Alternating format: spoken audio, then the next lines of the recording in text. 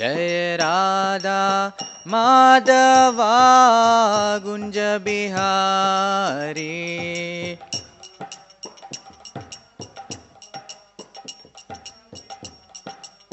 जयो राधा माधवा गुंज बिहारी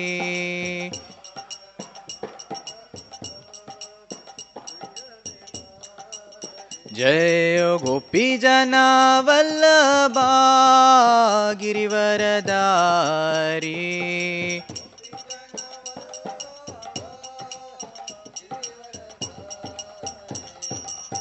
यशोदानंदन ब्रज जन रंजना यशोदानंदन ब्रज जन रंजना यमुना तीरावनचारी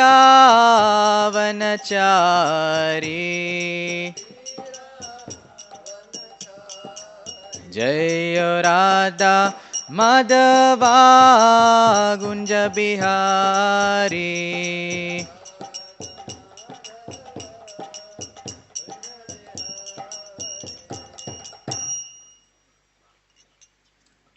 ग्रंथराज श्रीमद् भागवतम की अनंत कोटि वैष्णव वृंद की।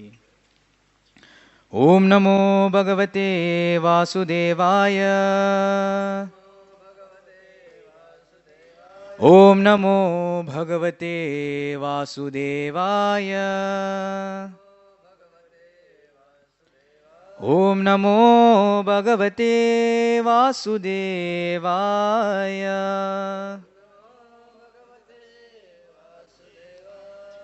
नारायणं नमस्कृत्यं नरं चैव नरोत्तमं देवीं सरस्वतीं व्यासं ततो जयमुदीरयेत् नष्टप्रायेषु अभद्रेषु नित्यं भागवतसेवया भगवते उत्तमश्लोके भक्तिर्भवति नैष्टकी कृष्णाय वासुदेवाय देवकी नन्दनाय च नन्दगोपकुमाराय गोविन्दाय नमो नमः।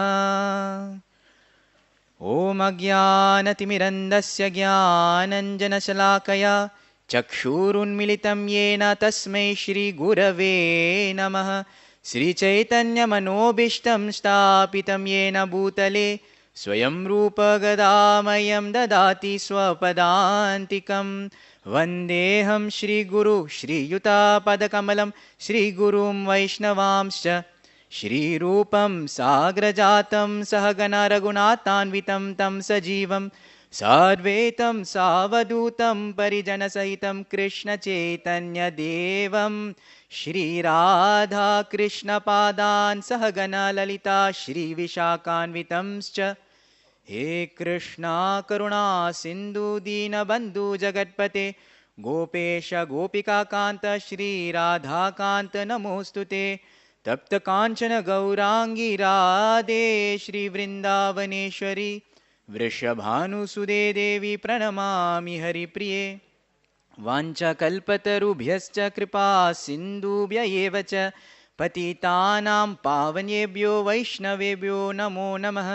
जय श्री कृष्ण चैतन्य प्रभु नित्यानंद श्री अद्वैत गदाधर श्रीवासादि गौर भक्तवृंद।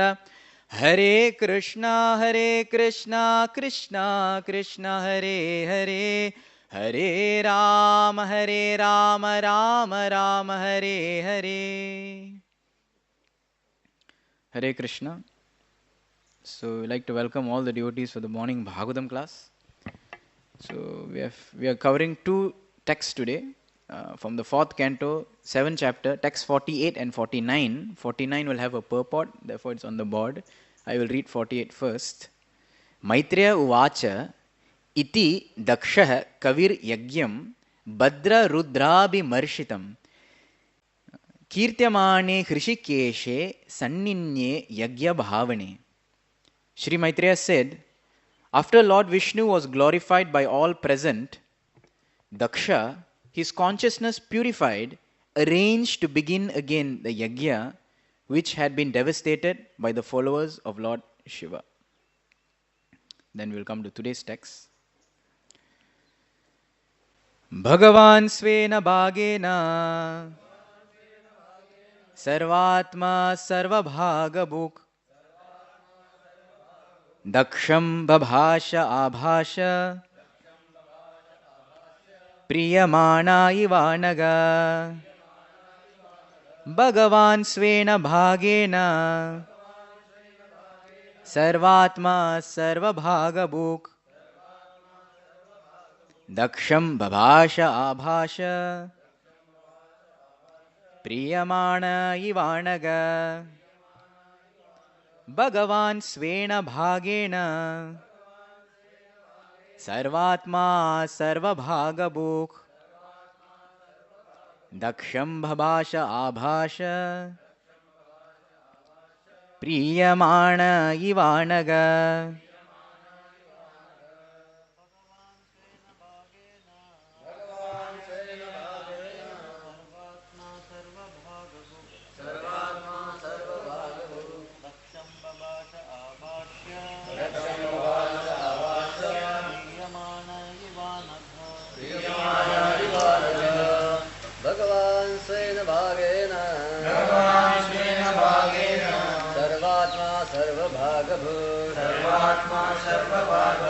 Daksham Babasha Abhasya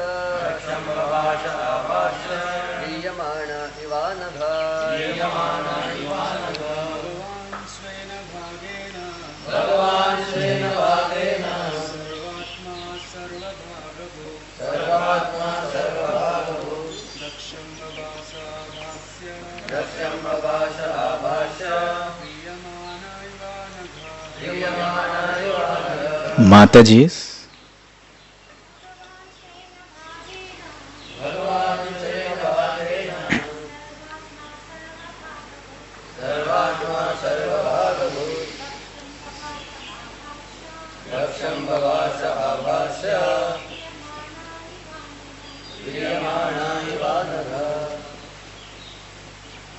word-to-word translation. Bhagavan, Lord Vishnu, Svena, with his own, Bhagena, with the share, Sarva Atma, the super soul of all living entities, Sarva Bhagabhuk, the enjoyer of all the results of all sacrifices, Daksham, Daksha, Babhashe, said, Abhasha, addressing, Priyamana, being satisfied, Iva, as, Anaga, O sinless Vidura. Translation and purport by His Divine Grace A.C. Bhaktivedanta Swami Srila Prabhupada. Translation: Maitreya continued, my dear sinless Vidura, Lord Vishnu is actually the enjoyer of the results of all sacrifices, yet because of his being the super soul of all living entities, he was satisfied simply with his share of the sacrificial offerings.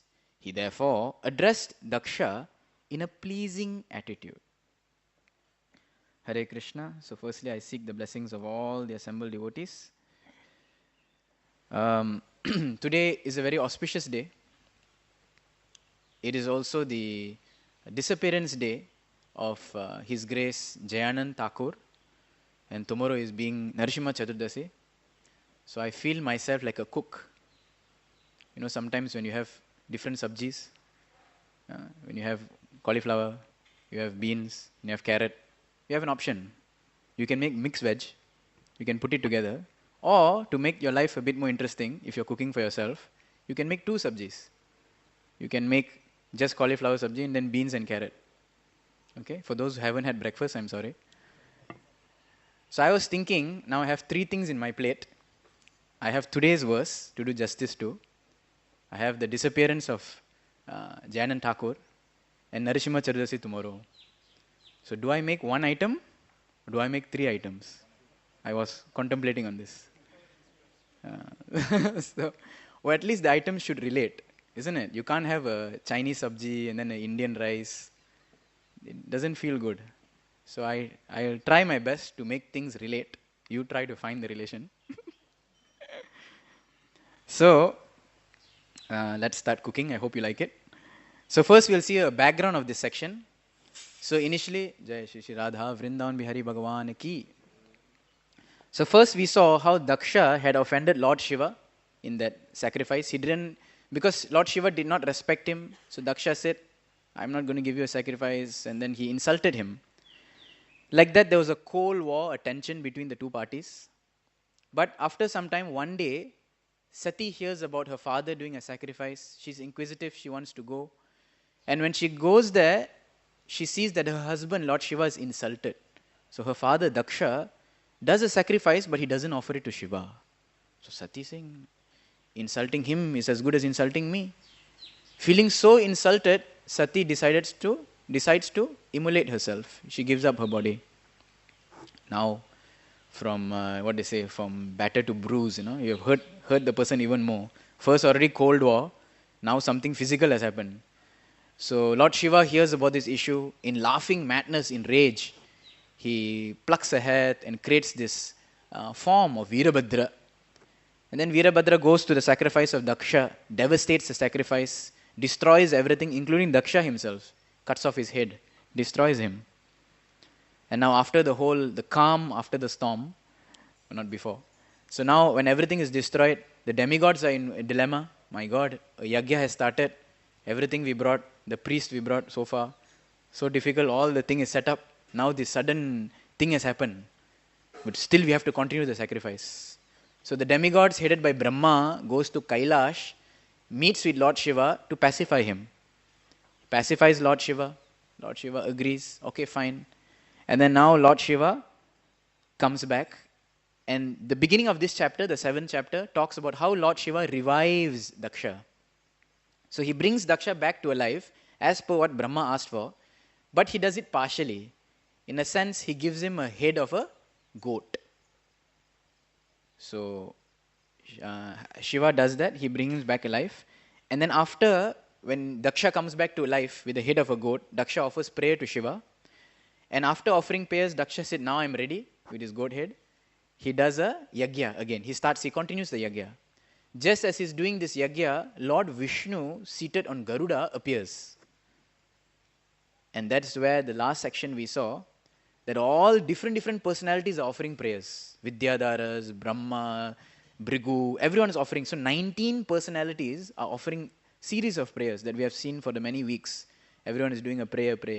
Now these two verses that came today are transitional verses. I get the stopgap verses. So these verses are where Maitreya Muni is speaking, okay, now Lord Vishnu has appeared, all the 19 personalities have offered their prayers, that's all very nice. Now, Vishnu is going to speak. So here it's mentioned in text 48, after Lord Vishnu was glorified by all present, Daksha, his consciousness purified, again arranged to begin the yagya, which was destroyed by Shiva's followers. And then Maitreya says that Vishnu is actually the enjoyer of all sacrifices, today's verse.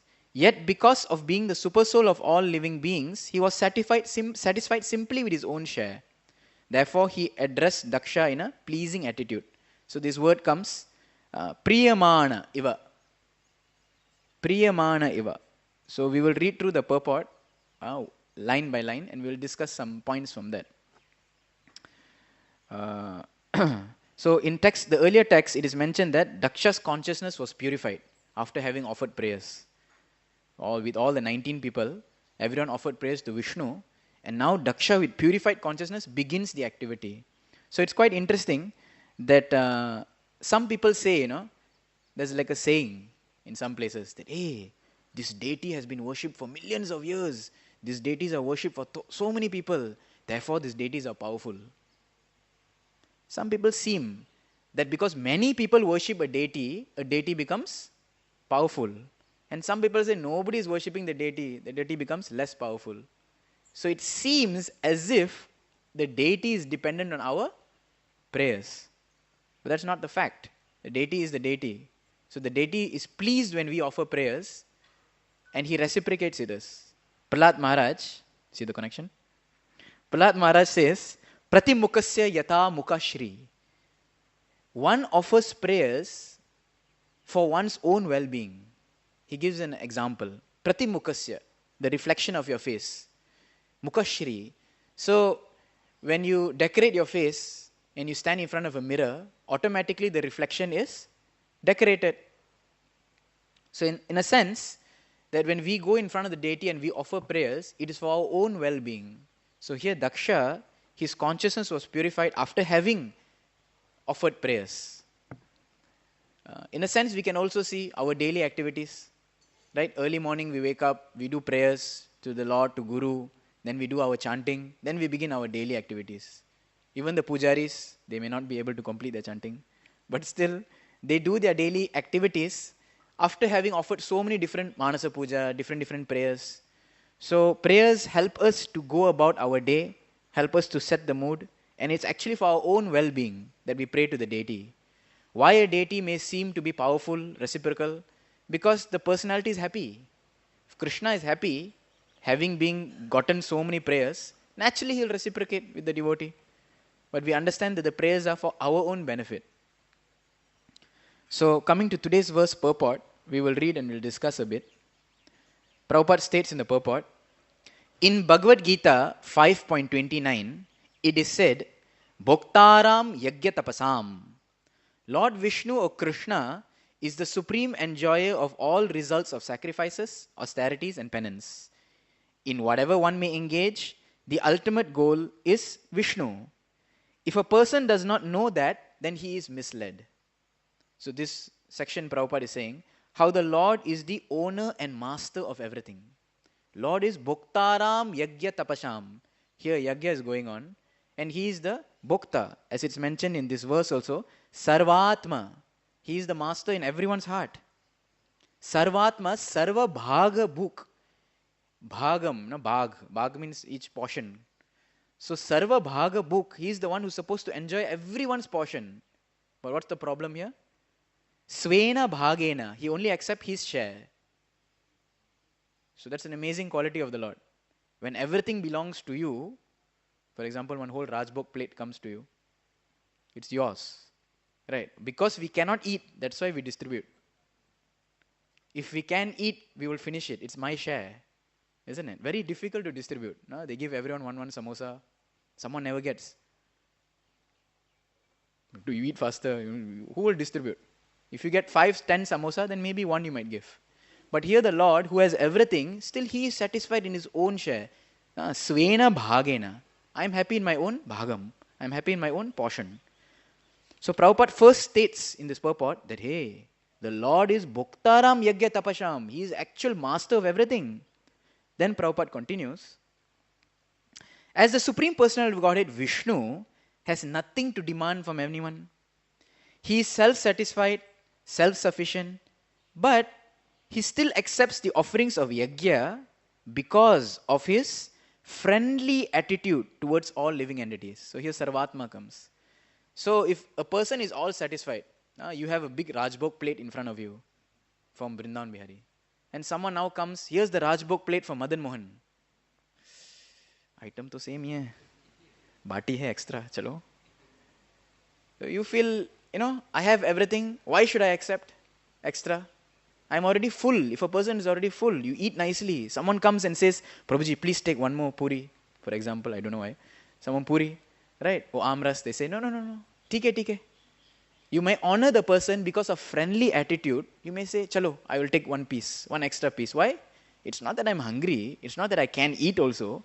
It is just because friendly attitude. So this is the mood of the Lord. The Lord is full, satisfied, doesn't need anything more. When the devotee comes with half something small, Lord says, theek hai, chalo. He accepts. Why? Prabhupada says friendly attitude toward all living entities. Sarvatma. When his share of the sacrificial results was offered to him, he appeared very pleased. Theek hai, thank you very much. Then Prabhupada says, it is said in Bhagavad Gita 9.26, Patram pushpam phalam toyam yome bhaktya prayachati. If any devotee offers to him even a small leaf, flower, water, if it is offered with love and affection, the Lord accepts it and is pleased. Prabhupada writes like this. So Prabhupada connects from Bhoktaram Yagya Tapasham to Patram Pushpam. Now the Supreme Lord who owns everything, who is a master of everything, he is so satisfied, he is happy with what he has. Out of a friendly attitude, he accepts what we all have to offer to him. More than that, in Bhagavad Gita, he has declared, "Okay, if you want to offer something, a little fruit, a little flower," how magnanimous is his personality? Who has everything, still he says, "I'll accept something." So the Lord has very little expectation. Chalo, little flower, little fruit. More than that, what I expect? Love. Bhaktya, I want devotion.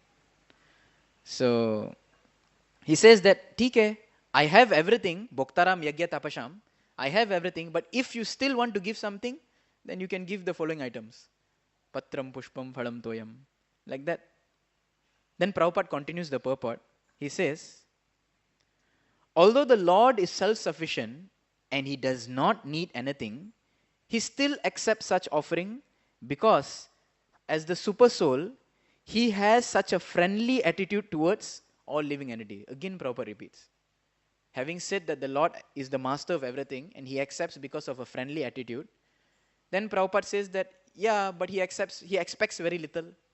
Then again Prabhupada repeats, as the super soul, as the Sarvatma, he accepts because of friendly attitude. Again, friendly attitude to all living beings. So, for a personality like Srila Prabhupada at an advanced age in the lates of nights to translate the book, Asaneki, he forgot what he wrote and he again repeated. It might happen to us, but at especially 4th canto, 1974, 73, 74, at the end of 73, Prabhupada is writing these books. Movement has grown. Why would he waste ink or type to repeat again the same thing? If not for emphasizing this point that the Lord does not need us as much as we need him. He needs us in the sense that he wants our love. If we have that love, then he's greedy for us. But for the general mass of public, Lord is there. We need the Lord more. So still he reciprocates because this is his friendly attitude. This is the nature of the Lord. The purport Prabhupada continue. Prabhupada says another point here. So Prabhupada gives a point. First point is friendly attitude. Second point Prabhupada says, another point here is that he does not encroach upon another's share. So Prabhupada says this lesson from Svena Bhagena and Sarvatma. Prabhupada is taking these two lessons. One, the Lord is friendly attitude, he is reciprocating. Two, he says that the Lord does not encroach on another's share. Prabhupada says, in the Yagya, there is a share for the demigods, Lord Shiva, Lord Brahma, and a share for Vishnu. He is satisfied with his own share, Svena Bhagena. He does not encroach upon others. Indirectly, Prabhupada says, he is indicating that he is not very satisfied with Daksha, trying to deny Lord Shiva his share. So he says, itna, ye mere liye na? Theek hai, chalo. He took. So Prabhupada is saying that one point is that Vishnu is satisfied, he doesn't encroach. Second point is also that indirectly he's saying, I'll take this much only. He's not very eager with what Daksha has to offer. Okay, so we'll discuss this as we go on. First, we see how the Lord does not encroach on another person's share. So the Lord himself said in his Upanishad, Ishavasyam idam sarvam yat kincha jagatam jagat. Whatever little kincha jagatam jagat. Tena tyaktena bunjita. What is left aside? Tyaktena. What is left as shesha? What is left as baki? That much only bunjita. That much only you enjoy. In everything that is big and small in this world, the Lord is the controller of everything. He owns everything. Yet he has set aside for you. So Krishna in his Upanishad is telling us that you should accept your quota. But here he himself is only accepting his quota. So the Lord walks his talk. Ishavasyam idam sarvam. He only accepts his quota. Then the second point is Prabhupada says that he is not very satisfied with Daksha. So this is an interesting point. So we also understand that as Daksha's, charitra, as Daksha's background, portfolio, Daksha has committed many offenses and later in future cantos he will also commit more offenses. Yet in many places across Bhagavatam we'll see how Vishnu would appear, shake hands with Daksha, or just smile at Daksha. Still Daksha is the Prajapati. So actually, the Lord is not very pleased with Daksha. So although Daksha is his own person, his own man, you can say, and although Vishnu engages Daksha as Prajapati in his creation, but he's still not pleased with his attitude and his character, especially in his way he deals. He disrespects Shiva. Later we'll come to Narada Muni. So we learn a lesson from this. Actually, we have to be very careful because we can be in the position of Daksha. An authority, a superior, a senior, guru, they may engage us, we may be part of his team, we may be part of his man, I am his man, we may be part of his team, he may engage us also, we may do many things, but in heart of hearts, that authority, that superior, or that guru may not be very pleased with us, in the sense that if we do not deal properly. So we could be like Daksha. Some person might not think, hey, see, he calls me for service. He always calls me. He must like me. No, Baba, he might just want to get the service done. So people in general like expert people. In general. Why? Expert people means get the things done. Usko bol denge to fir chakachak he'll get it done. So people, authorities, generally they like expert people. But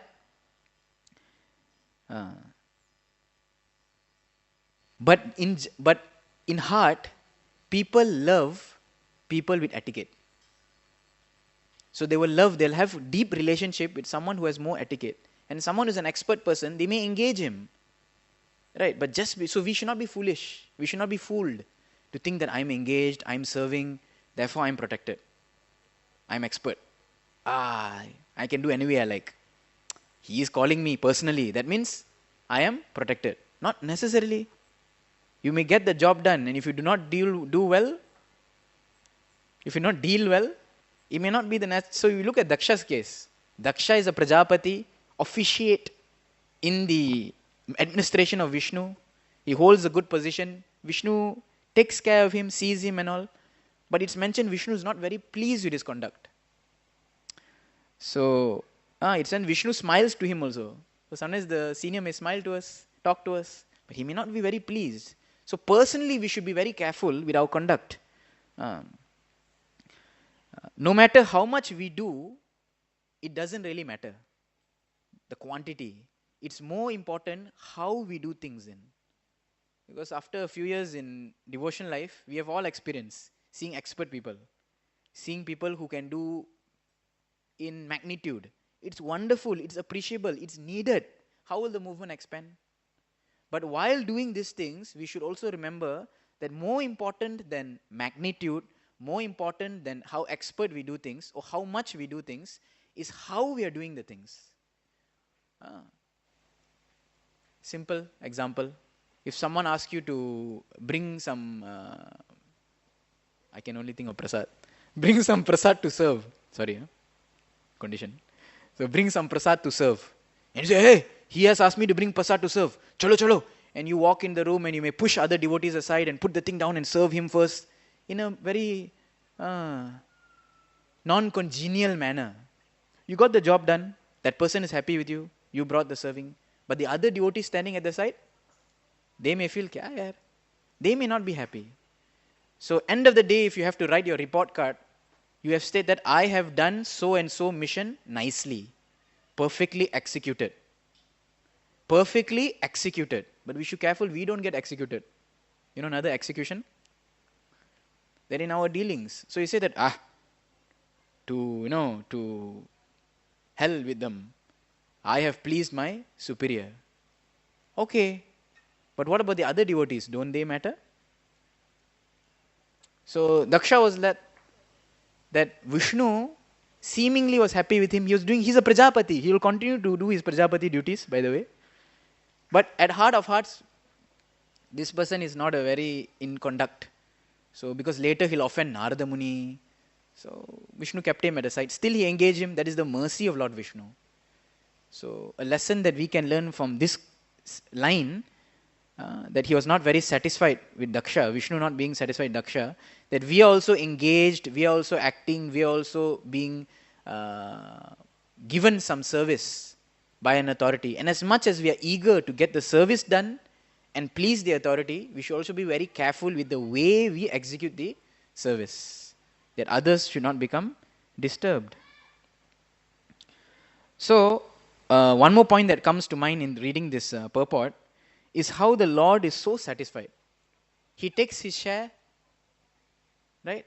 And he's not bothered about anything else, so satisfied. He just takes his Svena Bhagena. Like I said, a big Rajbhog plate comes and you said, let all devotee takes, let me just take white rice. And I'm satisfied with it. Who was that? Some Brahmachari Swanambhu in Chaupati. Forgot who. So when the Mahaprasad tray comes, he says only white rice. Because he loves white rice. So it's not like he's so tyagi, but he loves white rice and he takes only white rice. So he says, white rice, only take his share. But people glorify him. Kya yaar, baki sab chhod diya, samosa sab. Right, white rice he lenge. But he likes because he got ghee inside. So, satisfaction is a wonderful principle. They say how the Lord is so satisfied. He's Atma Ram. Correct? So this reminds us of a verse that in the 5th canto, Prahlad Maharaj speaks. So, Prahlad Maharaj prays to Narasimhadev in the 7th canto. A small glimpse of the essence of the mood of Prahlad Maharaj in the 7th canto, we can see in the 5th canto. In the prayers of the residents of Jambudvip, Harivarsha comes. In Harivarsha, the descendants or the denizens pray to Lord Narasimhadev, led by Prahlad Maharaj. So the essence, the mood is the same. So Prahlad Maharaj first invokes Lord Narasimhadev. Connection. So he prays, Om Namo Bhagavate Narasimhaya Namaste Jatejase Avir Vajranakha Vajradamstra Karmashayan Randaya Tamugrasa Om Swaha Abhayam Atmani Bhuyishta Om Shrom. So after having invoked Narasimhadev, he prays, Swasti Yastu Vishvashakala Prasidatam Dhyayantu Bhutani Shivam Mitodiya Manascha Badram Bhajata Dadokshaje Aveshatam No Matirapiya Hetuki. After having invoked the Lord, he says, Swasti Astu Vishvasha Kala Prasidatam. Let all the envious people in this world become pacified. Shant raho. He says like that. After invoking the Lord has appeared, Prahlad turns to everyone, he said, let all the people be satisfied. Prabhupada writes in the word to word, what is kalaha? He says envious, bracket, almost everyone. Prabhupada gives a purport in the word to word. He says, someone may read, all these people should be satisfied. We reading Bhagavatam, we may say, swasti astu vishwasa kala. Kala looks up, satisfied hona chahiye. Right? Prabhupada writes, almost everyone. 99%. Everyone is envious. That's why we are here. So let everyone be pacified. How? How to be satisfied? Sasti astu. How to be satisfied? So he says that if they are satisfied, dhyayantu bhutani shivam mito diya. Their intelligence can be used to dhyayantu, to actually consider about the shivam, the welfare, the auspiciousness of bhutani, of all living beings. So a person who is satisfied, he can actually start to think about the welfare of others. Dhyayantu bhutani shivam mitodiya. Mito means each other. You can actually start to think about the welfare of others, each other, only if you are satisfied. How important is quality of satisfaction? Satisfaction, if it's there, then only one can think about the welfare of others. But someone may ask, अरे बाप रे, कितने लोग के बारे में सोचना पड़ेगा? If you say by satisfied you'll think about others, I think by thinking about others I'll become not satisfied. कितने लोग का प्रॉब्लम के बारे में सोचना पड़ेगा? कितने लोग के लाइफ्स के बारे में सोचना पड़ेगा? I think I'll become asantushta. Where is the santushtam? No. Manascha badram bhajatada doksaje. If you think about others, your mind will not become disturbed. Your mind will become bhadram. You'll become calm. क्या बात है? Generally, when you start thinking about others, people say, जाने दो यार, जीवन सार्थक करी. Para upakar later. Jivan sarthak kori. How can I think about others and become peaceful? This person, that problem, this person, this family problem, this person, this one problem, that boy, this problem, this cannot study, this person, that devotee, chanting cannot finish. My God, I also have so much problem. How can I take the problem of others? Dhyayantu bhutani shivam mitodhyah. One can actually think if one is satisfied. Don't worry, manascha badram, mind will become calm. Why? What is the main root? Bhajatat adokshaje. If one is actually engaged in worshipping Krishna, in bhakti, then mind will become calm. Even though he's thinking about the welfare of others. Even though he's thinking about the welfare of the entire universe, mind will become calm. So we see it from the character of great souls. So many great souls like Srila Prabhupada, his great disciples who have come, done so much. At the time of leaving, kuch ichcha nahi. Prabhupada started a movement in Russia in one day, passed the seed on and moved on. You don't see at the time of end he's actually worrying, what will happen to the Russian devotees? Please, I just started, will they pick it up? So much bhajatad adokshaje. Lord is there.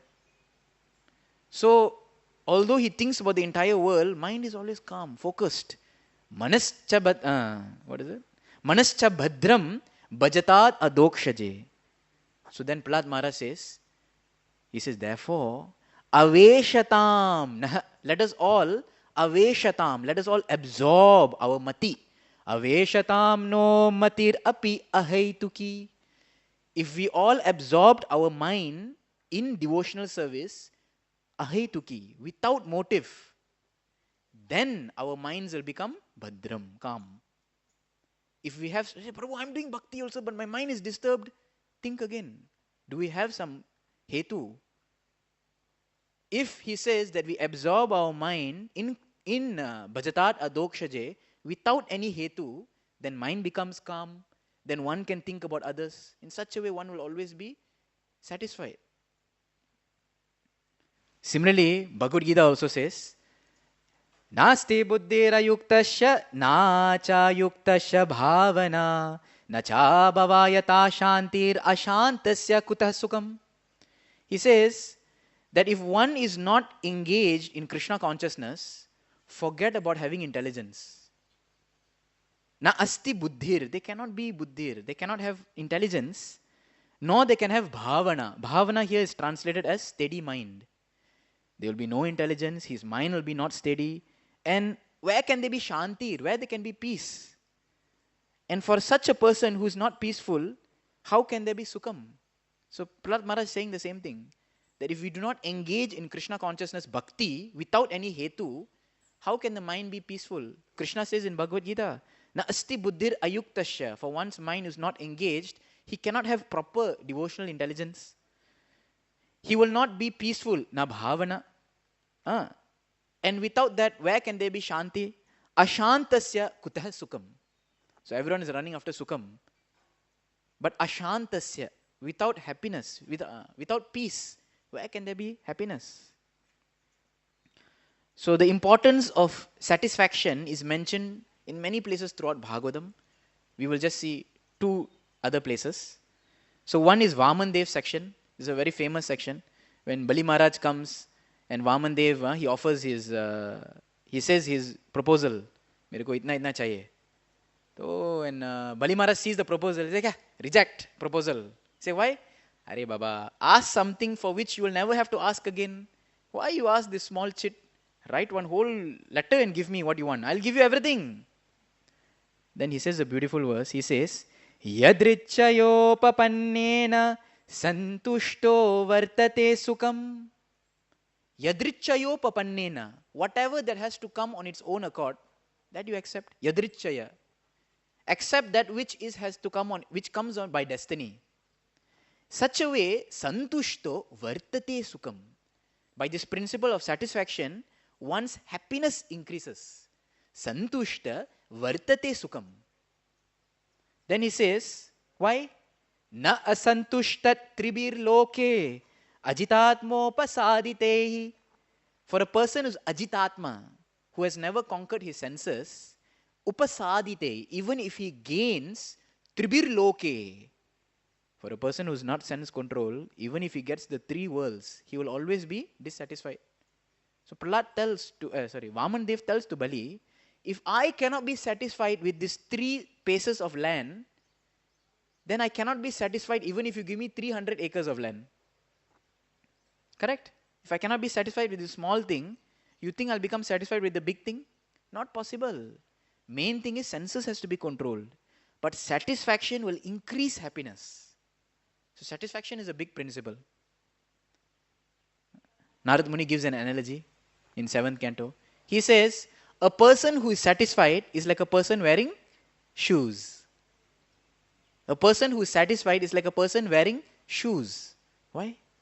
For such a person, Sarva Shivamaya Disha. He sees auspiciousness in every direction. We can experience Jai Sri Sri Radha, Vrindavan Bihari, Sri Gauranga Mahaprabhu ki.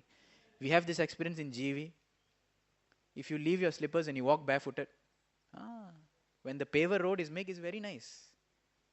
But before that, when you have to walk on the pebbles, what do you call that, stones, then it becomes a little difficult.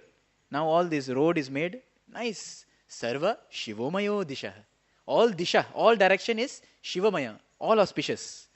No problem, can walk anywhere. But suddenly when you have to walk off the road barefoot, with all the pebbles and stones and this and that, then it becomes difficult. So he says, a person who is satisfied is like a man wearing shoes. He says, Sada Santushta Manasa. For a person whose mind is always Santushtam, he is always satisfied. Sarvaha Shivomayo Disha. He sees auspiciousness in all directions. कोई दिक्कत नहीं है, कुछ tension नहीं है. Example, Sharkara Kantakabdibhyo Yatopanat Padashivam. Just as a person who Upanat Padam, who is wearing a shoe, he does not see rocks, he does not see thorns, he does not see his bindas. If you did Govardhan Parikram, barefooted, sometimes there's an anxiety. If you take some shortcut inside, there's a lot of these thorns that come. Right? Big, long thorns. Poke your leg. But maybe one day you decide that I'll do Parikram with my shoes or slippers because I'm not feeling very good. That time you can do very fast. कुछ सोचा भी नहीं किधर क्या है. Tap, you will walk. Correct? Sarva Shivomayo Disha. So for a person who Santushta Manasa, Sada, not once or twice, Sada, Santushta Manasa, he moves through life, he walks through life, he paces through life easily, seeing auspiciousness in all directions. He's not worried, he's not disturbed, he's not perturbed with what may be stones, what may be thorns that comes in life. So Narad Muni gives this analogy like that. So we will just read the last section of this purport and then we will end with some discussion. So Prabhupada continues the purport. He says, Maitreya here addressed Vidura as Anaga, as sinless, because Vidura was a pure Vaishnava and never committed any offense to any demigod. Like Daksha. Daksha committed offense to Shiva. So Vidura is Anaga, sinless, because he never commit offense. Although Vaishnavas accept Vishnu as the supreme, they are not prone to offend demigods, Prabhupada writes. In fact, they give proper respect to demigods. Vaishnavas accept Lord Shiva as the best Vaishnava. For a Vaishnava, there is no possibility of offending any demigods. The demigods are also pleased with the Vaishnava because they are faultless devotees of Vishnu. So this last section discusses something, a different topic. The Prabhupada is writing that why is Lord Shiva, why is Maitreya addressing Vidura as Anaga? Because he's a Vaishnava, he won't offend demigods like this Daksha. So Prabhupada gives a lesson that demigods are always pleased with Vaishnavas, and Vaishnavas are always, because Vaishnavas are always respectful to demigods. So this comes a discussion. Demigods are always pleased with Vaishnavas? It makes us remember one section in the first canto. When Parikshit Maharaj was leaving his body, that time all the demigods showered flowers and they played on drums. Dum dum dum dum dum dum dum. There Prabhupada writes in the purport that why the demigods are showering flowers and playing drums? Because the demigods are very happy. Just see, this Vaishnava is now going to Vaikuntha. They are so happy with him, they are showering flowers. Prabhupada writes, the demigods take pleasure in seeing someone go back to Godhead. The demigod takes pleasure in seeing someone go back to Godhead They are always pleased with the devotee of the Lord, so much so that by their Adi Daivik powers, they help the devotee in all respects. Very interesting. Demigods are pleased with the devotees because their aim is towards back to Godhead. And with their Adi Daivik powers, they help the devotee. By their actions of helping the devotee, the Lord is pleased with them. So, Prabhupada writes, beautiful line. There is an invisible chain of complete cooperation between the Lord, demigods, and devotees.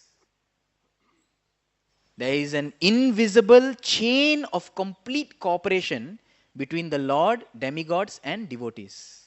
Beautiful.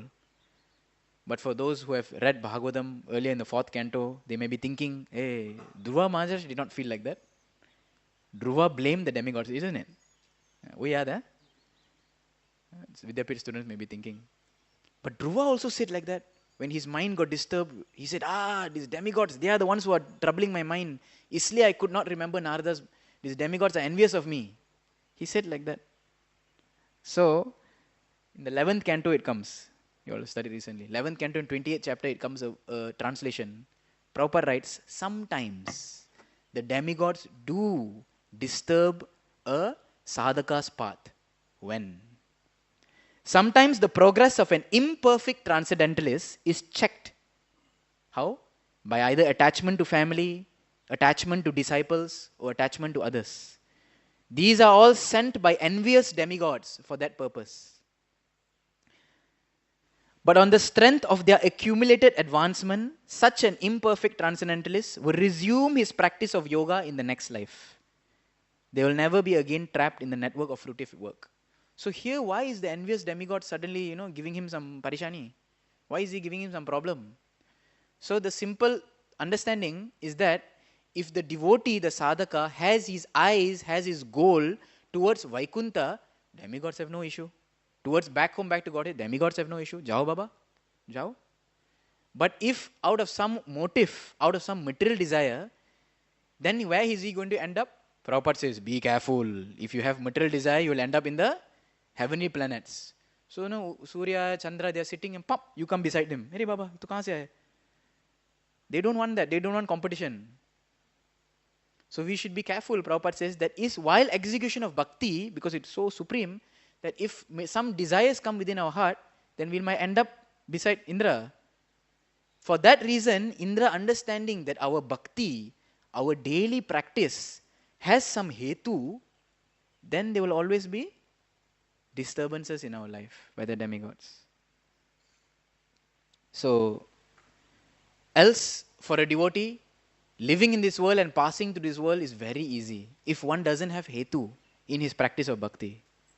With that, we see the example of Jayanand Thakur. Okay, समझ गया ना link? With that, we see the greatness of Jayanand Thakur. So, he's a very wonderful personality actually. I was just reading letters, what Prabhupada writes about him and what the exchanges.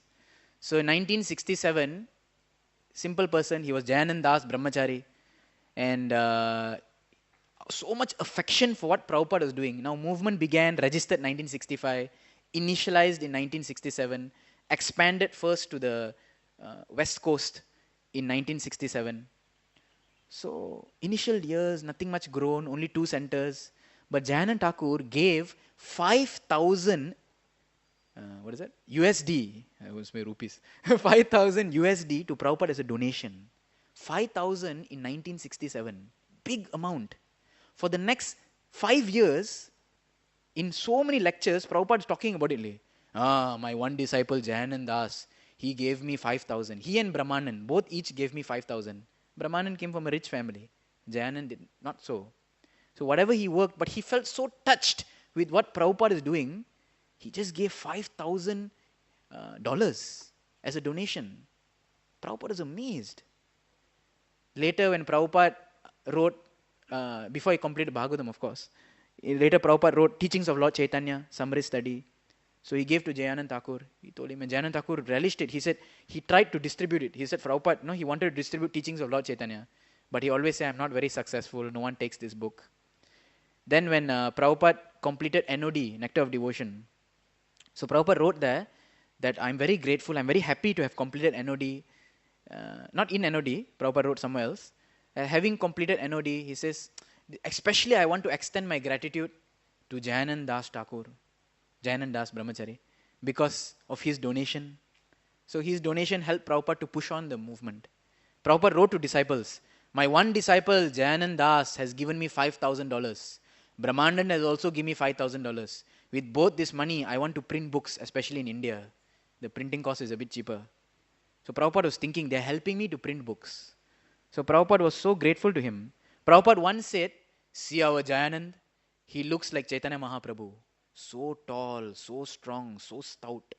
He looks just like Chaitanya Mahaprabhu. Soon later, Jayanand Thakur was made temple president in San Francisco. Prabhupada was very happy. Some years later, in 1968, Prabhupada was considering many people for sannyas. He was also considered. But in one place, Prabhupada wrote, I think let not Jayanand Thakur take sannyas now, Jayanand Brahmachari take sannyas now. Let him wait some more. Couple of years later, he gets married. Jayanand Thakur, he gets married. He comes to see Prabhupada. Prabhupada says, oh, Jayanand, I heard now you are married. So now you must give me double. When you were single, you gave me $5,000 donation. Now you are double. So you should give me double. Like that, Prabhupada joked with him. And he also just laughed and went. And later in 1976, when the Rath Yatra began here and there, so Tamal Krishna Maharaj was a witness, so many different senior disciples of Prabhupada. Prabhupada himself was a witness how hard Jayanand Thakur worked. One devotee, Rameshwar, was saying, Rameshwar Prabhu at the time, so he was saying that this Jayanand has not slept for 5 days. He has not slept properly for 5 days. He's working so hard. So Prabhupada will go to him, see the cart. He was so impressed. The wheels are magnificent. The cart is magnificent. So Jayanand Thakur's main service was building the Rath Yatra carts, proper Rath Yatra carts. Because we read in Prabhupada Lilamrit, the first Rath Yatra that went with Jagannath, Baladev, Subhadra was on the back of a flatbed truck. Flatbed truck. Modify kya? Flatbed. Like we also had initially also, na? Flatbed truck. Now also, no. Flatbed truck modified. Like that. So that was the first Rath Yatra. But Prabhupada wanted a proper Rath. So Jayanand Thakur did that. Then Prabhupada was so grateful, he told, Jayanand, you have fulfilled my dream. Jayanand, you have fulfilled my dream. So in 1977, in February, his disease was known to devotees, his cancer, and he became very sick. Tamal Krishna Maharaj they were discussing something, he mentioned to Prabhupada. Prabhupada said, oh. Some months later, of course, February he got very sick, and May, today is the Tithi, so in May he left his body. A couple of months in between. In that month, towards the months of his departure, he again gave Prabhupada a very huge sum of donation. And Prabhupada was very touched. He wrote him a personal letter. I'm in receipt of your donation, but I'm thinking, why don't you use it for your treatment? However, you see, what is your desire? I pray for your well-being that you'll get back, you'll be in better health. Prabhupada writes like that. In May 1977, Jayanand Thakur leaves his body. News comes to Prabhupada, and Prabhupada says, oh, just see how glorious he is. Jayanand Thakur has a glorious death. He has gone back to Vaikuntha. Prabhupada says, every devotee should be like Jayanand Thakur. Everyone should be exactly like how he was. In his mood of his service, in the mood of his dealings as well. So, like that, Prabhupada says, everyone should be like him. So with that, I would like to end the class. So just a summary, we were reading Prabhupada's purport and we discussed many points. So first, Prabhupada discusses about how the Lord is the master of everything, yet he only takes what his share is because he accepts out of friendly attitude. So in this sense, we see how the Lord is satisfied. We discussed the importance of satisfaction from different places in Bhagavatam, Bhagavad Gita, that by satisfaction, one's happiness increase. Prahlad Maharaj says that if you are satisfied, you can think of others, but only if you engage in bhakti, without any hetu. Then we saw how The Vishnu was not very pleased with Daksha.